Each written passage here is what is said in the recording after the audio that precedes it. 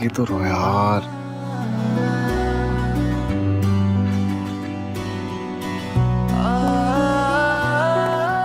इतना वक्त हो गया, अब तो आ जाओ।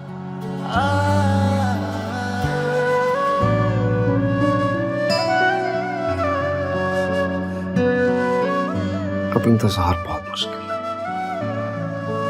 और अगर आज भी तुम ना आई तो मैं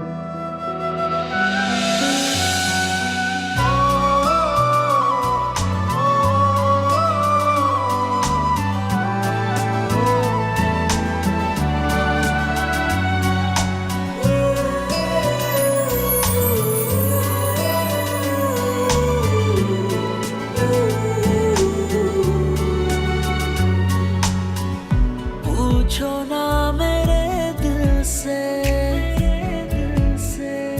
क्या हाल है। नजर मिली जब उनसे बेहाल है।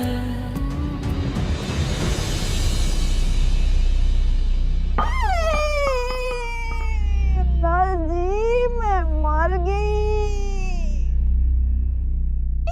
क्या हुआ है अम्मी? अम्मी अम्मी नीचे आए ना, गिर गई है वो। कैसे गिर गई है? मुझे क्या पता, मैं तो सो रही थी। मैंने तुझे कहा भी था साथ रहा कर अम्मी के। हर वक्त चोट तो नहीं लगी आपको? हुआ क्या था? होना क्या था? चौथी सीढ़ी पर मैं पहुंची हूँ तो चक्कर आया है, आंखों के सामने अंधेरा ही अंधेरा, एंड जाके बची हूँ। क्या जरूरत है अम्मी बार बार ऊपर जाने की? पता भी है कि भाई अलार्म लगाकर सोते हैं, लेकिन फिर भी आप ऊपर चली जाती हैं उन्हें जगाने। अम्मी निकी ठीक कह रही है, मैं कोई छोटा बच्चा थोड़ी। स्कूल कॉलेज जाने की उम्र गुजर गई है मेरी, अब ऑफिस जाता हूँ मैं। अपनी जिम्मेदारी का एहसास है मुझे। बहुत अच्छी तरह जानती हूँ मैं कि अब तुम बहुत बड़े हो चुके हो, लेकिन जब इंसान सुबह सुबह उठकर अपनी माँ का पाकीज़ा चेहरा देखता है और उससे दुआएं लेता है तो फिर काम में बरकत पड़ती है। चौधरी साहब, ये मेरी ही दुआओं का नतीजा है जो आप इस मुकाम पर पहुंचे हुए हैं। अब 10 बच्चे भी हो जाने हैं ना तुम्हारे, तो मैं नहीं सुबह सुबह आकर तुम्हें जगाना है। इस तरह हो गए 10 बच्चे उनसे। किथे चलनी है? किथे चलनी है? भराली जाके लस्सी लेके आ, है मलाई बहुत ही सारी पाई। अम्मी लस्सी नहीं पीऊंगा मैं, रोज रोज नहर में लस्सी पी के तंग आ गया हूँ मैं। मुझे चाय दे दो, देर हो रही है। और हाँ, अम्मी को ला के दो हल्दी वाला दूध। मैं अगर नहार मुँह लस्सी की बजाय तुम्हें पिलाती ना चाय, तो काला तूत निकलना था तुमने। शुक्रिया अदा करो अपनी अम्मी का। आए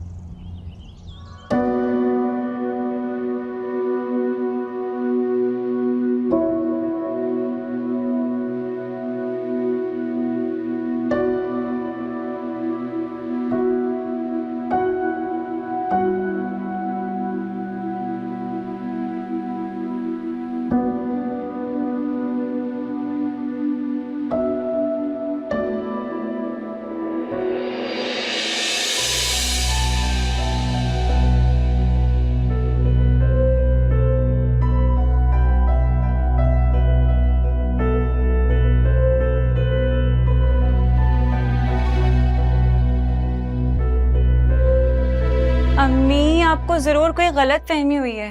ऐसी वैसी कोई बात होती तो मुराद भाई आपको बता देते। उन्हें वैसे भी आदत नहीं है बातें छुपाने की, और आपसे तो चाह के भी कोई बात नहीं छुपा सकता।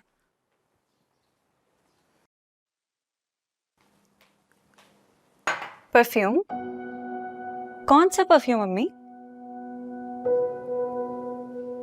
अम्मी, आपको कैसे पता कि छुपा के रखा है? अम्मी, हो सकता है किसी ने गिफ्ट किया हो। अब गिफ्ट तो बंदा वापस नहीं करता ना।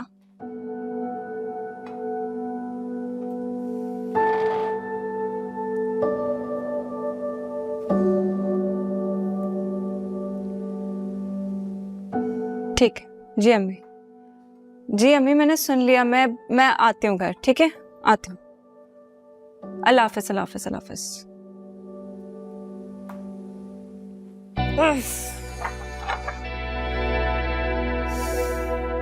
आपको बता रही हूँ, मुराद भाई ना खुशबू लगाएं या ना लगाएं, लड़कियां ना फिर भी शहद की मक्खियों की तरह उनके आसपास मंडलाती ही रहेंगी। मेरा भाई है ही इतना खूबसूरत, पढ़ा लिखा, और अब तो अच्छी नौकरी भी है।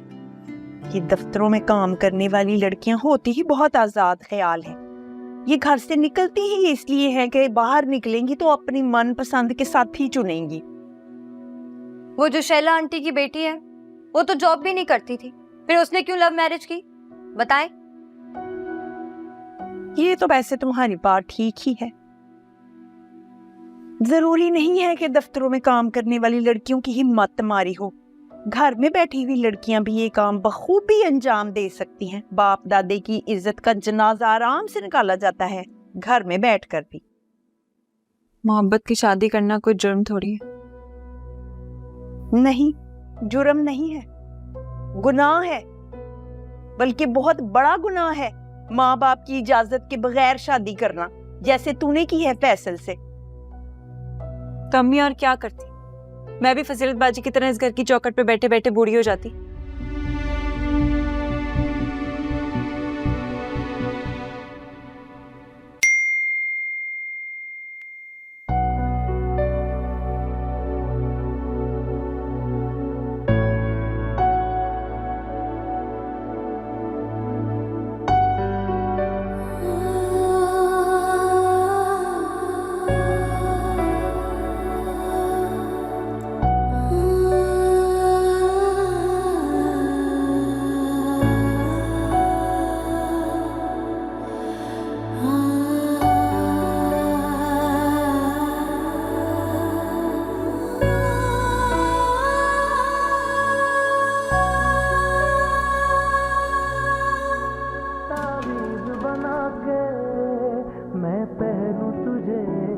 बगैरती तो बस खत्म है मेरी बेटियों पर। अब किससे फड्डा हो गया आपे का? मेरे से बड़ा दुश्मन और कौन हो सकता है उसका इस घर में। सारे आडे मेरे नाल ही लांदी है कि होर किदे नाल लाने सू। आज सुबह से आप ही अपने कमरे से बाहर नहीं निकली। 2 दफा गई थी नाश्ते का पूछने के लिए, दोनों दफा डांट के बाहर निकाल दिया मुझे। सारा दिन बेचारी निੱकी पूरे घर के काम करती रहती है, पर ऐ कुड़ी इधरों गिलास चुक के उधर नहीं रखती, बस सिर ते दुपट्टा लपेट के पता नहीं केड़े प्यो दा मातम करदी रहंदी है। दोपहरां हो गईयां ने, हुण तक पई अंदर, पूरे खानदान कोलों गल्लां करांदी है मैनू। अम्मी खैर, रिश्तेदारों को तो ना आप रहने ही दें। जब भी आते ना टोले नहीं आते। मेरी और फैसल की शादी पे तो 2 दिन बात करके फिर भी चुप हो गए थे। फजीलत बाजी की बढ़ती उम्र पे तो आप ही के रिश्तेदार 100 बातें करते हैं। तू बहुतियां गल्लां ना करया कर। ये जो लोग हैं ना जिनके पेटों में दर्द होती है, ये असल में वही लोग हैं जो मेरे बेटे को अपना रिश्ता देना चाहते हैं।